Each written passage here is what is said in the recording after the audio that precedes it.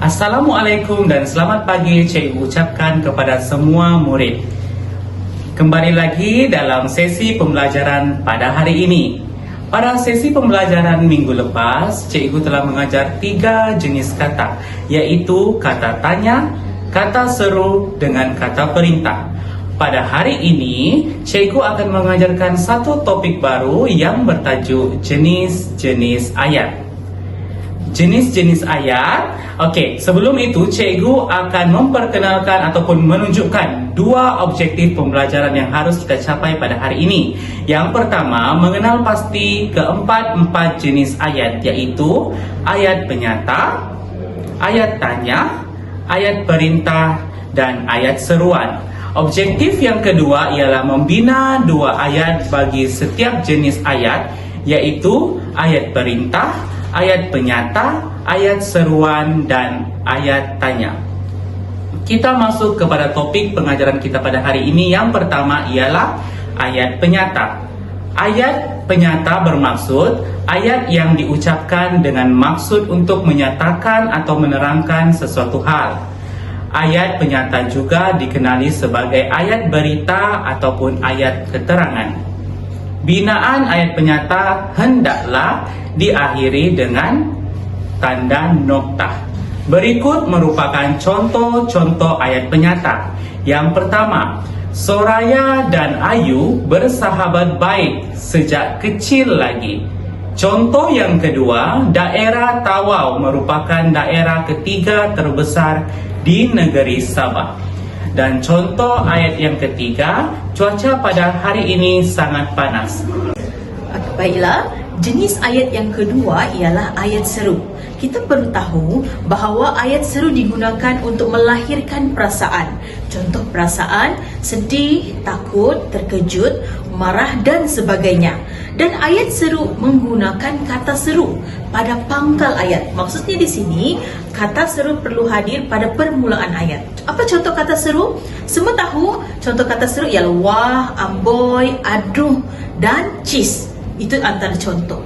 Dan ayat jenis ini hendaklah diakhiri dengan tanda seru.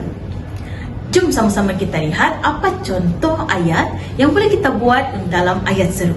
Pertama ialah wah, mahalnya baju ni.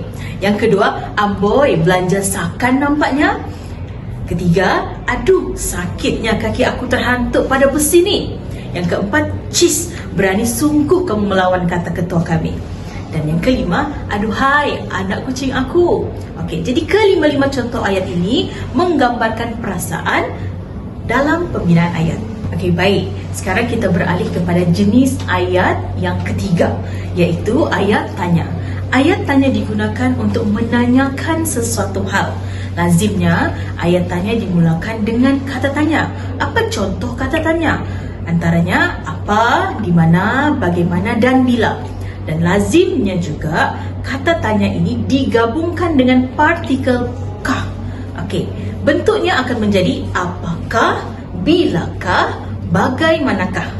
Okey, seterusnya untuk kita bina ayat tanya perlu diakhiri dengan tanda soal di hujung ayat. Okey, sekarang jom kita sama-sama tengok apa contoh ayat tanya. Pertama, apakah perasaan anda setelah dinobatkan sebagai juara? Itu pertanyaan yang menggunakan kata tanya apa dan digabungkan dengan kah, jadi pertanyaan apakah. Seterusnya ialah mengapakah Diana tidak datang ke sekolah pada hari ini. Okey, dan yang ketiga, di manakah lokasi temu duga pencarian bakat itu. Seterusnya kita akan pergi kepada jenis ayat yang terakhir, iaitu ayat perintah. Ayat perintah digunakan untuk menimbulkan sesuatu tindakan. Ada 4 jenis ayat perintah yang perlu diketahui. Yang pertama iaitu ayat suruhan, ayat larangan, ayat silaan dan ayat permintaan. Kita pergi kepada ayat suruhan. Ayat suruhan digunakan untuk memberi arahan atau memerintah seseorang melakukan sesuatu. Selain itu, ayat ini dibina dan diakhiri dengan tanda nokta di penghujung ayat. Contoh-contoh ayat suruhan ialah siapkan segera tugasan yang cikgu telah berikan. Seterusnya jenis ayat perintah yang kedua iaitu ayat larangan. Ayat larangan digunakan untuk melarang seseorang daripada melakukan sesuatu. Ada 3 kata larangan yang ada dalam ayat larangan, iaitu jangan, usah dan tak usah. Contoh-contoh ayat larangan, jangan petik bunga itu, ataupun usah bermain di tebing sungai. Seterusnya jenis ayat perintah yang ketiga, iaitu ayat silaan. Ayat silaan ini digunakan untuk mensilakan atau menjemput seseorang. Antaranya ialah kata sila dan kata jemput. Contoh-contoh ayat dalam ayat silaan ialah sila tunjukkan kad pelajar anda sebelum memasuki bangunan utama ini. Ataupun kata jemput iaitu jemput makan bersama-sama. Jenis ayat perintah yang terakhir iaitu ayat permintaan. Ayat permintaan ini digunakan untuk memohon permintaan atau pertolongan. Ada 3 jenis kata permintaan, iaitu minta, tolong dan harap.